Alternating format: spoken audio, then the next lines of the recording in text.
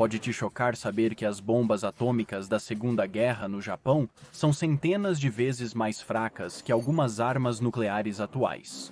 Falando nisso, qual país possui as armas nucleares mais poderosas e quem está pronto para usá-las? Esta parece ser uma pergunta comum recentemente, mas é difícil determinar qual presidente, primeiro-ministro, governante, ditador ou louco está realmente disposto a apertar o botão.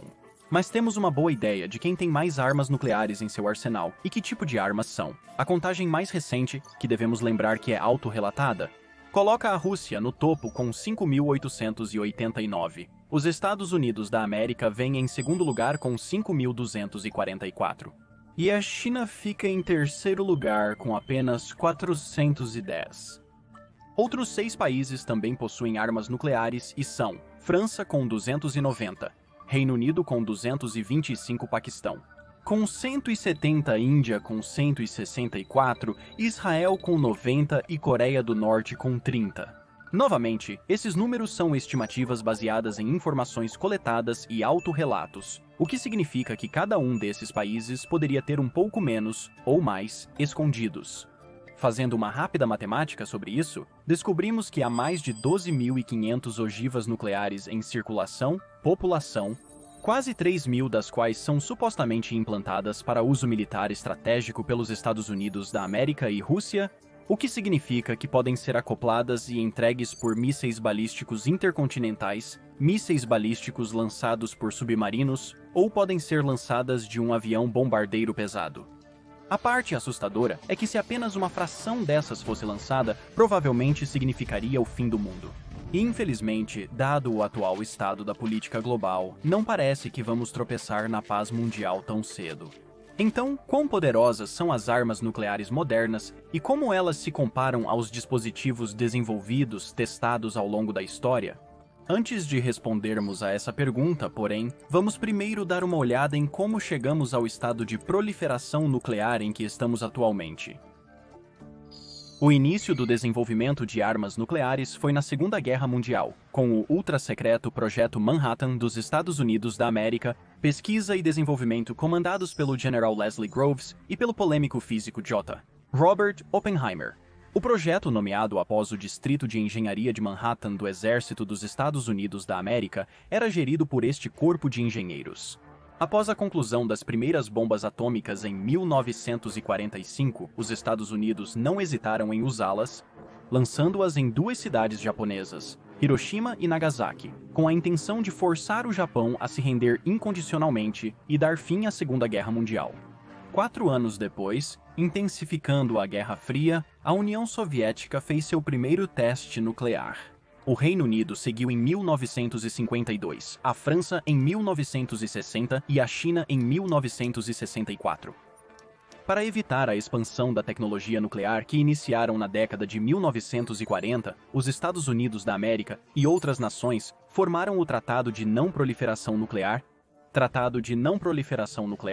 em 1968 e o Tratado de Proibição Completa de Testes Nucleares, em 1996. Basicamente, o Tratado de Não Proliferação Nuclear declara que somente as nações que produziram e detonaram uma arma nuclear antes de 1º de janeiro de 1967 têm direito ao status de Estado nuclear, com todos os outros sendo automaticamente considerados estados não nucleares. Os 5 estados nucleares, Estados Unidos da América, Rússia, China, França e Reino Unido, têm a responsabilidade de persuadir todos os estados não nucleares que possuem tecnologia nuclear a abandonar o desenvolvimento ou compra de suas próprias armas nucleares. Isso inclui países como Índia, Israel, Paquistão e talvez outros, que nunca assinaram o Tratado de Não Proliferação Nuclear, mas atualmente possuem seus próprios arsenais nucleares. Outros violadores do Tratado de Não Proliferação Nuclear incluíram o Iraque, que iniciou um programa nuclear secreto sob Saddam Hussein antes da Guerra do Golfo Pérsico, bem como a Coreia do Norte, que anunciou sua retirada do Tratado de Não Proliferação Nuclear em janeiro de 2003 e desde então realizou uma série de testes bem-sucedidos de armas nucleares. Irã, Líbia e Síria também são suspeitos de realizar atividades secretas de teste nuclear, violando os termos estabelecidos pelo tratado. O Tratado de Proibição Completa dos Testes Nucleares mais recente e mais abrangente, por outro lado, proíbe todos os testes de armas nucleares ou qualquer outra explosão nuclear em qualquer lugar do mundo. O tratado, aberto para assinaturas em setembro de 1996, foi assinado por 187 nações e ratificado por 178. Porém, o tratado só será totalmente aplicável após ratificação de 44 nações específicas, das quais 8 ainda resistem. Estas são China, Índia, Paquistão, Coreia do Norte, Israel, Irã, Egito e os Estados Unidos. Todas as ogivas nucleares dos Estados Unidos da América e Rússia, os dois maiores jogadores, são contabilizadas pelas diretrizes do Tratado de Redução de Armas Estratégicas, Novo Strategic Arms Reduction Treaty, assinado por ambos em 8 de abril de 2010. O tratado permite a qualquer dos países inspecionar o arsenal nuclear do outro para confirmar a adesão ao acordo de armas. O tratado determina que ambos os países devem se comunicar regularmente sobre equipamentos militares avançados e operações, visando evitar mal-entendidos ou acidentes. No entanto, pouco depois da invasão da Ucrânia, em fevereiro de 2022, a Rússia anunciou que suspenderia quaisquer inspeções externas, violando efetivamente os termos de seu acordo com os Estados Unidos da América, mas Putin acrescentou pelo menos que não aumentaria o atual arsenal nuclear da Rússia e, portanto, não abandonaria completamente o tratado. O New Strategic Arms Reduction Treaty, com participação unânime, não restringe a quantidade de ICBMs e SLBMs não implementados que cada nação pode ter, mas permite monitoramento com informações atualizadas sobre suas localizações, com cooperação bilateral. Inclui inspeções locais para confirmar que nenhum foi adicionado aos arsenais estratégicos dos países. O tratado também inclui certas restrições para mísseis e lançadores não implantados, e delineia padrões de rotulagem na esperança de reduzir a possibilidade de que possam ser ocultados. Agora, sobre que tipo de armas exatamente estamos falando aqui? As armas nucleares limitadas pelos tratados recentes, como o New Strategic Arms Reduction Treaty, diferem das primeiras testadas no Novo México em julho de 1945. Honestamente, eles fazem armas nucleares de primeira geração parecerem fogos de artifício. Essas armas originais eram estritamente bombas de fissão, diferente das variantes mais modernas, comumente chamadas de bombas atômicas. Essas usavam uma explosão para compactar o já denso combustível nuclear, tipicamente isótopos de urânio-235 ou plutônio-239, para iniciar uma reação de fissão forçando juntos esses isótopos e dividindo o núcleo de um átomo, que então desencadearia uma reação em cadeia em que mais e mais átomos começam a se dividir e, no processo, liberam uma quantidade tremenda de energia. Foi um par dessas bombas atômicas que os Estados Unidos da América lançaram sobre as cidades japonesas de Hiroshima e Nagasaki em agosto de 1945, matando entre 110 mil e 210 mil pessoas. O mundo ficou chocado. Ninguém tinha presenciado tal devastação antes. Na realidade, o Projeto Manhattan teve que criar novos termos para descrever o poder explosivo de suas bombas. O melhor que eles puderam fazer foi medir o rendimento explosivo dessas novas bombas em relação a uma barra padrão de trinitrotolueno, comumente conhecido como trinitrotolueno, de onde obtivemos quiloton, representando 1000 toneladas de trinitrotolueno, e megaton, representando 1 milhão de toneladas. A bomba atômica lançada em Hiroshima, apelidada de Little Boy, que desceu de paraquedas e detonou aproximadamente 610 metros, ou cerca de 610 metros acima da cidade, continha cerca de 64 kg, ou cerca de 63,5 kg de urânio supercarregado. Mas quando explodiu, teve um impacto equivalente a 15 mil toneladas de trinitrotolueno, 15 quilotons, e dizimou tudo dentro de 8 km², ou cerca de 8 km². Cerca de 70 mil a 135 mil pessoas morreram na explosão, muitas imediatamente, e dezenas de milhares depois, devido a ferimentos ou exposição à radiação. Mais poderosa que a Little Boy foi a bomba lançada em Nagasaki. O dispositivo apelidado de Fat Man foi projetado para gerar uma explosão de 22 quilotons.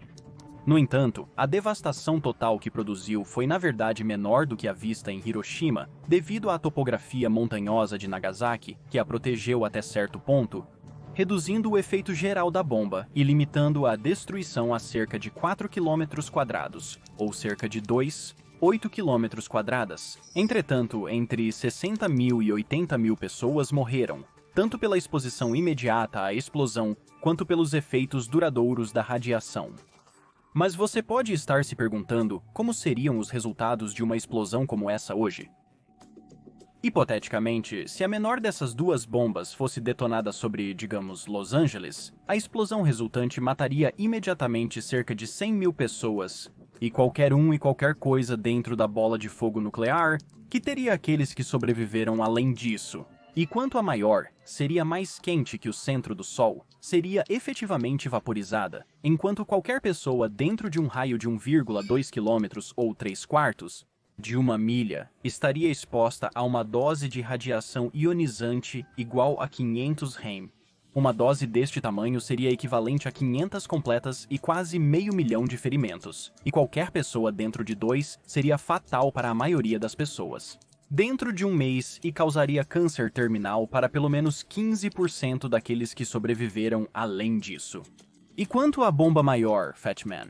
Se fosse detonada sobre, digamos, Paris, a bola de fogo nuclear resultante alcançaria 200 metros em todas as direções. A zona de radiação letal teria um raio de 1,3 km, ou 12,8 km. E, no geral, a explosão resultaria em mais de 200 mil baixas e quase meio milhão de ferimentos, e qualquer pessoa dentro de 0,2 km, ou 1,57,936 km do Marco Zero, sofreria quase imediatamente queimaduras de 3º grau devido à radiação térmica. É assustador, certo? Bem, espere, pois isso não se compara às capacidades destrutivas das armas nucleares modernas. As armas nucleares modernas estão em um nível totalmente diferente, usando tanto uma etapa primária como um poço de plutônio para criar uma reação de fissão, quanto uma etapa secundária que cria uma reação de fusão. Uma ogiva com ambos os componentes se torna um dispositivo termonuclear, também conhecido como bomba de hidrogênio. Para ilustrar a escala de diferença, lembre-se que a explosão do Little Boy equivalia a cerca de 15 quilotoneladas de trinitrotolueno. Compare isso com a B-83, a arma termonuclear mais poderosa dos Estados Unidos da América atualmente. Inventário com rendimento explosivo de 1,2 a 2 megatons. Isso é, 1,2 milhão de toneladas de trinitrotolueno ou em Anihuatok, atol no Oceano Pacífico em 1952. Mas temos bombas assim tão massivas? Nos anos 1940, o presidente americano Harry Truman decidiu que, por segurança nacional, os Estados Unidos da América deveriam possuir as maiores bombas. Então, ele direcionou a Comissão de Energia Atômica para continuar trabalhando em todas as formas de armas de energia atômica, incluindo o que era, na época, a hipotética bomba de hidrogênio, ou as chamadas superbombas. A primeira bomba de hidrogênio americana, testada com sucesso em 1952 no atol de Anihuatok, no Pacífico, visava manter a liderança sobre a Rússia. Mas a antiga União das Repúblicas Socialistas Soviéticas não estava muito atrás, testando seu primeiro dispositivo termonuclear apenas um ano depois. E a corrida por armas mais poderosas só escalou a partir daí. Aumentou drasticamente. Como verá, houve uma corrida para fabricar a maior bomba, mas o temor não deve ser ter a bomba maior. As pequenas bombas nucleares táticas que um soldado poderia carregar são verdadeiramente aterrorizantes. Mas antes, vamos observar as grandes bombas. Em 1961, o que era então a União Soviética, havia desenvolvido e testado uma ogiva de aproximadamente 60 megatons, conhecida como Tsar Bomba. O clarão do teste foi visto a mais de 997,9 km ou 1.000 km de distância, e a nuvem em formato de cogumelo que gerou atingiu a altura de 42,5 km ou 67 km. Vidros estilhaçaram em janelas a 780 km distantes, com a onda de choque circulando o globo 3 vezes, junto a uma onda sísmica propagando-se pela crosta terrestre. Desta vez, usando o Tsar Bomba, vamos olhar para outra hipótese. Se uma ogiva deste tamanho, mais ou menos 60 megatons, fosse detonada sobre, digamos, Londres, basicamente todo o organismo biológico dentro de 3,8 quilômetros, ou 4,5 quilômetros, seria praticamente vaporizado instantaneamente. Qualquer ser vivo dentro de mais 3,2 quilômetros ou pouco mais de 3 quilômetros estaria exposto a uma dose letal de radiação, e uma onda de radiação térmica ardente se espalharia por 37,5 quilômetros em todas as direções, resultando em milhões de queimaduras de terceiro grau. O número total de fatalidades, quase 5,8 milhões. Os Estados Unidos da América falharam em alcançar seu objetivo de ter a maior e mais temível bomba, que, como mencionamos e explicaremos mais adiante, acabou não se provando a coisa mais assustadora a se ter. O maior dispositivo nuclear testado também era significativo. Era uma ogiva de bomba de 15 megatons, conhecida como Castle Bravo. No entanto, a maior arma que já produziu foi uma ogiva de 25 megatons, chamada B-41, há muito tempo desativada. A B-41 era considerada em seu tempo a arma termonuclear mais eficiente em termos de rendimento explosivo e peso total. Então, quão grandes eram essas bombas? Digamos que pegamos o Castle Bravo e o detonamos desta vez ao nível do solo, no centro de Moscou. Morrem mais de 3,6 milhões de pessoas. A bola de fogo nuclear, mais quente que o centro do Sol, incineraria tudo ao redor por 3,8 quilômetros ou 3,7 quilômetros. As janelas se estilhaçariam até 29 quilômetros ou 29 quilômetros de distância. E dependendo do vento, a precipitação nuclear poderia contaminar uma área de mais de 160 mil quilômetros quadrados, ou 165 mil quilômetros quadrados, ou uma área do tamanho do estado do Colorado, e assim por diante, e até o final dos anos 1980. As várias nações nucleares do mundo haviam acumulado em seus arsenais combinados quase 40 mil dispositivos termonucleares. Felizmente, esse número foi bastante reduzido, juntamente com o rendimento geral das bombas individualmente implantadas atualmente. Mas precisamos perguntar, o que é mais assustador? Armas de grande escala, como a Tsar Bomba, que eram quase impossíveis de serem implantadas, ou nossas chamadas bombas táticas modernas, também referidas como armas nucleares de campo de batalha ou não estratégicas, que foram especificamente projetadas para serem implantadas de quase qualquer lugar, em curto prazo, no teatro de batalha em tempo real. Diferente das armas nucleares estratégicas, que podem ser lançadas a grandes distâncias, visando cidades e fábricas para prejudicar a capacidade bélica do inimigo, as armas nucleares táticas possuem alcances menores, geralmente abaixo de 500 quilômetros, e podem ser lançadas por navios, aviões ou forças terrestres. Apesar de seu alcance tipicamente curto, mas além de suas opções versáteis de entrega, essas armas também podem ter um rendimento explosivo de até 50 quilotons. Há um grande temor sobre essas armas, pois são vistas como mais fáceis de manusear que as anteriores, aumentando a probabilidade de serem o gatilho para uma guerra nuclear em larga escala. Mas qual é a probabilidade de essas armas serem realmente usadas em combate? Antes do término da Guerra Fria, Estados Unidos da América e Rússia iniciaram a eliminação de diversas armas nucleares táticas. Mas a guerra da Rússia contra a Ucrânia renovou os medos de muitas nações, incluindo os Estados Unidos da América. Logo após a invasão da Rússia, a Casa Branca informou que uma equipe de especialistas estava colaborando com a organização do Tratado do Atlântico Norte para um plano de contingência caso Putin optasse por usar quaisquer armas nucleares ou químicas contra a Ucrânia ou seus aliados. O uso prático de armas nucleares de curto alcance no campo de batalha tem sido, há muito tempo, um tema de debate e alvo de ceticismo.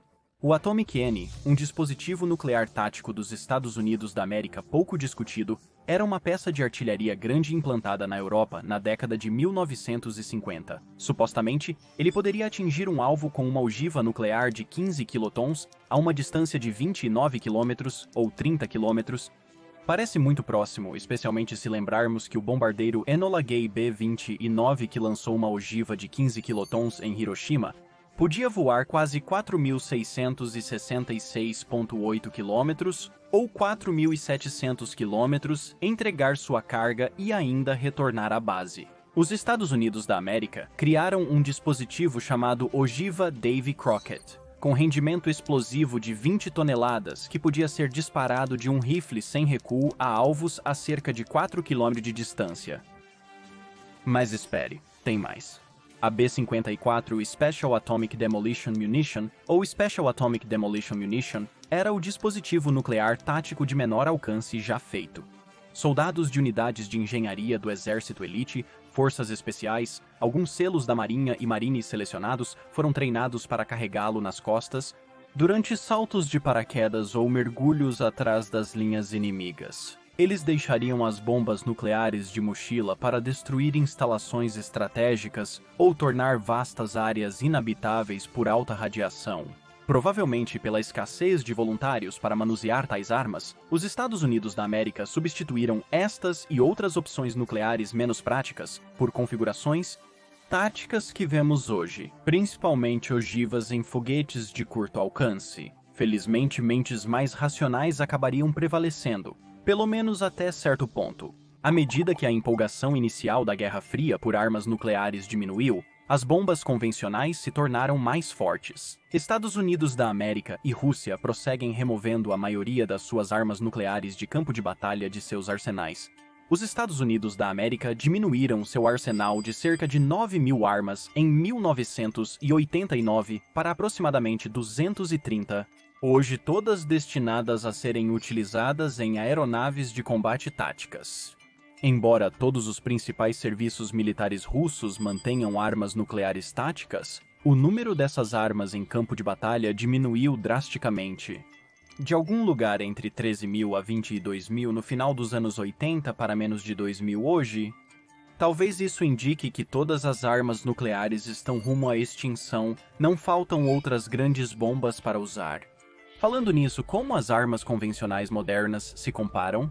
Ao analisar a bomba convencional mais poderosa já usada em combate, vemos que ela tem apenas um rendimento explosivo de 11 toneladas de trinitrotolueno, a Bomb Live Unit 82, oficialmente chamada de Massive Ordnance Air Blast, Massive Ordnance Air Blast, e apelidada de mãe de todas as bombas pelo seu tamanho, foi empregada pela Força Aérea dos Estados Unidos da América no Afeganistão em abril de 2017. Ao contrário de outras grandes bombas, a Massive Ordnance Air Blast, que tem 9 metros de comprimento e pesa mais de 10.000 kg, foi projetada não para penetrar, mas para criar uma enorme onda de pressão que poderia eliminar alvos suaves a médios em grandes áreas ou escondidos em espaços confinados, como canyons profundos ou sistemas de cavernas como os comumente usados pelo Talibã nas montanhas do Afeganistão após a Segunda Guerra Mundial. A Força Aérea dos Estados Unidos da América também desenvolveu algo chamado T-12 Cloudmaker, uma bomba de demolição de 20.000 kg que carregava uma carga explosiva maior que a Moab, mas nunca foi usada em combate. Mas enquanto esperamos por essas, há outro tipo de arma de destruição em massa que ainda não discutimos, e é bastante desagradável. Essa arma incendiária, criada em 1942, matou mais japoneses na Segunda Guerra do que Fat Man e Little Boy combinados. 4 meses antes dos ataques atômicos, 66 cidades japonesas foram bombardeadas com essa substância. Durante o ataque a Tóquio, cerca de 100.000 pessoas foram mortas, com dezenas de milhares a mais sendo gravemente feridas. Na Segunda Guerra Mundial, precisava-se de uma arma incendiária mais eficaz para missões de bombardeio aéreo. Assim, cientistas nos Estados Unidos da América foram designados para desenvolver uma substância para causar incêndios intensos e destruir diversos alvos inimigos. Eles começaram a experimentar várias combinações de produtos químicos e um químico orgânico de Harvard chamado Julius Fieser eventualmente chegou a uma combinação de ácido naftênico e ácido palmítico que resultou no que era essencialmente um agente espessante para a gasolina. Ao adensar a gasolina, essa substância virou um gel pegajoso que, quando disparado de um lança-chamas, aderia aos alvos, dificultando a extinção dos incêndios subsequentes. Se lançado de um avião, causaria grandes incêndios descontrolados, altamente eficazes para destruir estruturas de madeira, material predominante em Tóquio em 1945. Isso mesmo, estamos falando sobre napalm. Após o entusiasmado napalm em Tóquio, os artilheiros de cauda nos B-20 e 9s que lançaram as bombas relataram ver um brilho vermelho da cidade em chamas a 241 km, ou 240 quilômetros de distância, enquanto um inferno aberto de chamas e fumaça subia quase 5.488 metros, ou 5.500 metros acima da cidade em chamas, quase a mesma altura de onde outras bombas convencionais são normalmente lançadas. Aproximadamente às 1h30 da manhã, das 1h30 às 3 horas da manhã, sob o manto da noite, mais de 300 B-29s lançaram cerca de 500 mil bombas incendiárias M69 sobre a cidade adormecida. Agrupadas em conjuntos de 38 bombas ao serem lançadas de cerca de 1.524 metros, cada conjunto se espalharia durante a descida, com cada bomba acesa espalhando líquido flamejante em todas as direções ao impacto. Em certas partes da cidade, os incêndios desenfreados alcançaram temperaturas próximas a 1.800 graus Fahrenheit ou 1.000 graus Celsius. Apesar desses cenários apocalípticos que se desenrolaram por todo o Japão, no entanto, e mesmo que também tenha sido generosamente usado durante a Guerra da Coreia, o napalm não chegou verdadeiramente à atenção do público em geral até a Guerra do Vietnã. Isso se deveu em grande parte à cobertura televisiva dos muitos eventos horríveis que aconteciam no Vietnã, incluindo o uso de napalm. A revolta global resultou em acordos internacionais, como a Convenção de 1980 sobre Armas Convencionais, estabelecidos para limitar o uso de napalm, especialmente em áreas civis. E desde então, o napalm e armas incendiárias semelhantes continuaram a ser objeto de muito debate e escrutínio internacional, com seu último uso relatado em combate sendo pelos Estados Unidos durante a Guerra do Golfo. As bombas usadas, apesar de chamadas de napalm, continham uma versão melhorada da substância original. Sim, o napalm é terrível, mas comparado a uma única ogiva nuclear de 1 megaton, ou talvez centenas atingindo grandes cidades em uma nação de uma só vez, é apenas uma distração ardente. O que é possível agora e nunca foi possível antes, não com qualquer outra arma, é a extinção completa da raça humana. O que torna nossa falta de progresso em direção à desnuclearização global um pensamento assustador. Putin já deixou sua posição clara quando suspendeu a participação total da Rússia no New Strategic Arms Reduction Treaty, e embora ele não tenha feito nenhuma ameaça direta, suas declarações e ações ambíguas na Ucrânia deixaram muitas nações em dúvida. Ele realmente poderia fazer isso? Portanto, usar armas nucleares táticas em um campo de batalha atual? A Coreia do Norte também não tem cooperado. Na verdade, Kim, a atual liderança, também anunciou que planeja desistir da desnuclearização e começar a expandir suas capacidades nucleares e de mísseis de longo alcance. Ele deixou claro que o regime agora é uma potência nuclear permanente e Washington, assim como o resto do mundo, deve lidar com isso como tal. A estratégia da Coreia do Norte para essa jogada tem sido forçar o mundo a pular a questão de se ela deve ser permitida a ter armas nucleares e ir direto para quantas ela deve ser permitida a ter. A liderança atual também anunciou que planeja desenvolver novas armas nucleares táticas mais mortais, que podem incluir mísseis com múltiplas ogivas e ICBMs de combustível sólido para entregá-los. A recente escalada violenta do conflito em curso entre o Estado de Israel e o Hamas, que atualmente se desenrola em Gaza, também trouxe consigo preocupações renovadas sobre o possível uso de armas nucleares por Israel contra um de seus muitos inimigos. A liderança israelense não fez ameaças, mas ainda há um senso de mistério em torno do programa nuclear do país, que provocou perguntas de vários especialistas militares internacionais, principalmente porque Israel sempre evitou entrar em acordos internacionais relacionados à não proliferação nuclear, como o Tratado de Não Proliferação Nuclear, nem se submeteu a inspeções pela Agência Internacional de Energia Atômica, ou Agência Internacional de Energia Atômica. A posição oficial do governo israelense em relação às suas capacidades nucleares é de nem confirmar nem negar. E as informações sobre o programa nuclear israelense são frequentemente baseadas em relatórios não oficiais e estimativas. O que é mais preocupante, talvez, seja o incerto status nuclear do Irã, o inimigo de Israel no Oriente Médio.